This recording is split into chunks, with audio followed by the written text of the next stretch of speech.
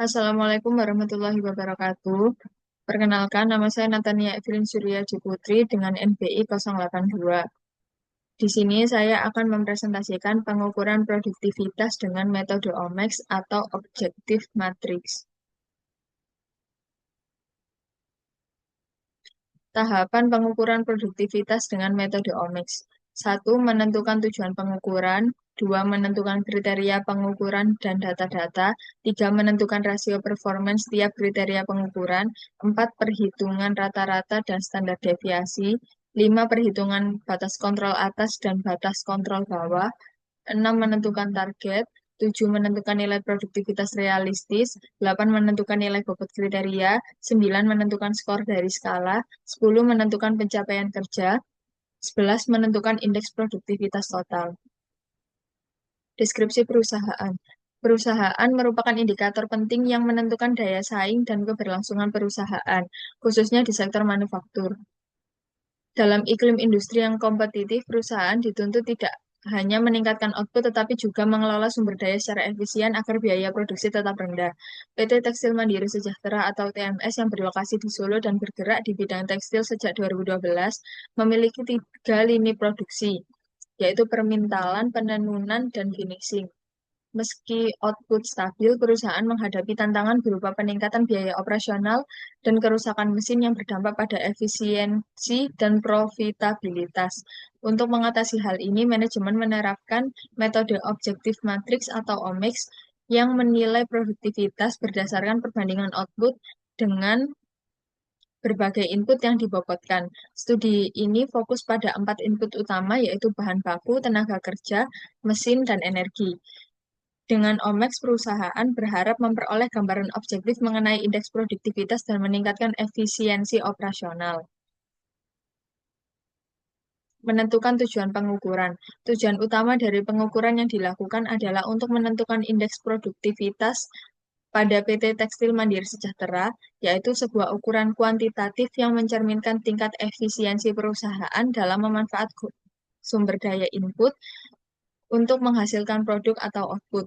Pengukuran ini dilakukan dengan mempertimbangkan 4 kriteria utama yang berperan sebagai faktor input. Menentukan kriteria, perhitungan, dan data-data. Dalam studi kasus ini, penilaian difokuskan pada 4 kriteria pengukuran yang merupakan input, meliputi kriteria 1 bahan baku, kriteria 2 tenaga kerja, kriteria 3 mesin, kriteria 4 energi. Pada tabel di bawah ini dilakukan penentuan tiap-tiap kriteria serta outputnya dalam jumlah 14 bulan. Perhitungan rasio performance tiap kriteria pengukuran. Performance menunjukkan tingkat produktivitas pada setiap kriteria pengukuran dengan rumus sebagai berikut, yaitu output dibagi input. Pada tabel di samping, telah dilakukan perhitungan output dibagi input dan menghasilkan nilai-nilai sebagai berikut.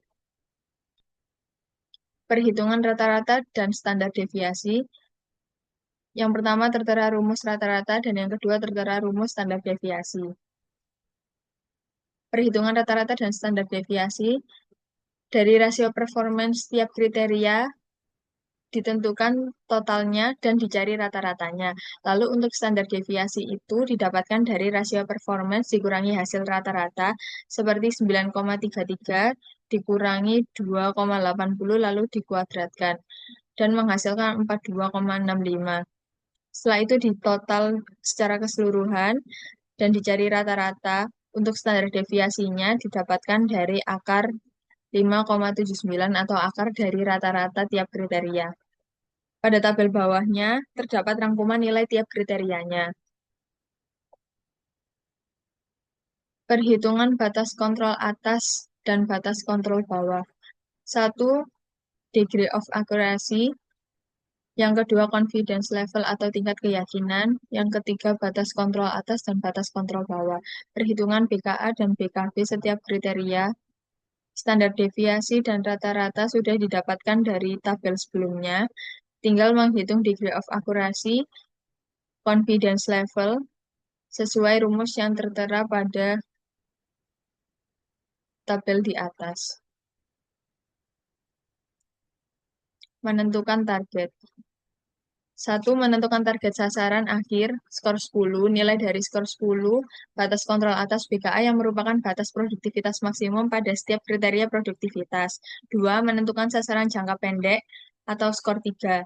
Nilai pada skor 3 menentukan produktivitas yang telah dicapai selama ini. Nilai pada skor 3, nilai rata-rata setiap kriteria yang diukur selama 12 bulan. 3, menentukan nilai produktivitas terendah atau skor 0. Nilai pada skor 0 batas kontrol bawah yang merupakan batas produktivitas minimum pada setiap kriteria produktivitas. Target sasaran akhir skor 10, sasaran jangka pendek skor 3, dan nilai produktivitas terendah skor 0. Target sasaran akhir skor 10 dapat diambil dari nilai batas kontrol atas, sasaran jangka pendek skor 3 didapatkan dari nilai rata-rata, dan nilai produktivitas terendah skor 0 didapatkan dari batas kontrol bawah pada tabel-tabel sebelumnya. Menentukan nilai produktivitas realistis. Nilai produktivitas realistis merupakan nilai yang mungkin dicapai sebelum sasaran akhir, yaitu skor 1-2 dan skor 4-9. Skor-skor tersebut diinterpolasi dengan rumus adalah sebagai berikut. Interval 0-3 yaitu BKA dikurangi BKB dibagi 3, lalu interval 3-10 yaitu BKA dikurangi BKB dibagi 7. BKA dan BKB sudah didapatkan pada tabel-tabel sebelumnya, tinggal perhitungannya sesuai rumus yang telah tertera di atas, dan menghasilkan nilai produktivitas realistis seperti tabel di pojok kanan bawah. Menentukan nilai bobot kriteria. Menentukan nilai bobot kriteria ditekankan pada penentuan nilai prioritas kriteria dengan membandingkan mana yang lebih penting antar kriteria. Tabel skala prioritas kriteria yang digunakan seperti yang tertera pada tabel di bawah ini, dengan tingkat prioritasnya masing-masing. Menentukan nilai bobot kriteria tahap 1, jika kolom kriteria 1 dan baris kriteria 1 itu akan menghasilkan nilai 1. Begitupun juga kriteria kolom 1 dan kriteria kolom 2 itu akan menghasilkan nilai 1. Lalu lanjut untuk menentukan nilai bobot kriteria tahap 2, sesuai pada tabel yang pertama, menentukan nilai bobot kriteria tahap 3 dalam bentuk desimal dengan jumlah setiap kriteria. Dari tabel sebelumnya, tinggal dirubah menjadi desimal dan didapatkan nilai seperti berikut ini. Lalu menentukan nilai bobot kriteria tahap 4 didapatkan dari kriteria 1 dibagi dengan jumlah tiap kriteria dan menghasilkan seperti pada tahap 4. Lalu di total tiap kriterianya, dan untuk menghitung bobot itu didapatkan dari total dibagi jumlah kriterianya. Menentukan skor dari skala. Skor level yang menunjukkan keberadaan nilai pengukuran produktivitas, bobot, yaitu besarnya bobot kepentingan tiap kriteria produktivitas terhadap total produktivitas. Besarnya nilai bobot ditentukan dengan mengolah data yang didapat dari penyebaran kuesioner menggunakan metode AHP. Nilai value didapatkan dari skor dikali bobot. Sebagai contoh perhitungan, dapat dilihat kembali pada tabel yang pertama, pada perhitungan output dibagi input, seperti tabel di bawah ini. Menentukan skor dari skala, nilai BKA, rata-rata, BKB, bobot, dan interval sudah didapatkan pada tabel-tabel sebelumnya. Lalu di sini saya memberikan contoh beberapa bulan perhitungan performance bulan Mei 2021 dengan total value 10, lalu performance bulan Juni dengan total value 5,89, lalu performance bulan Juli 2021 dengan total value 2,19. Tabel perhitungan performance ini dihitung keseluruhan, yaitu selama 14 bulan, dimulai dari Mei 2021 hingga Juni 2022. Menentukan pencapaian kerja. Pencapaian kerja dihitung dari periode awal hingga periode ke-14, tinggal menentukan mana nilai yang mengalami kenaikan tiap bulannya, seperti yang tertera pada tabel di bawah ini, dengan keterangan-keterangannya sebagai berikut. Yang kedua, grafik pencapaian kerja.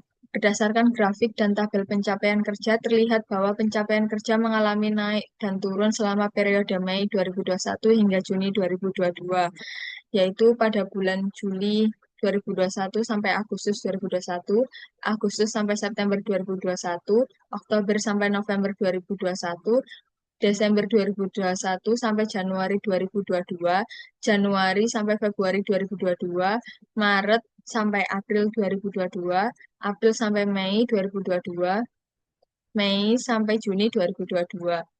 Perubahan pencapaian ini kemungkinan dipengaruhi oleh pergantian indikator performa baik dari periode sebelumnya maupun saat ini. Secara keseluruhan, pencapaian kerja belum menunjukkan kestabilan untuk selanjutnya akan dihitung indeks produktivitas pada bulan-bulan tersebut. Menentukan indeks produktivitas total. Dari tabel di samping terlihat bahwa tingkat produktivitas berubah-ubah setiap bulannya. Produktivitas tertinggi terjadi pada Februari 2022 dengan nilai indeks produktivitas 1,22, yang artinya ada peningkatan kinerja yang cukup besar dari bulan sebelumnya.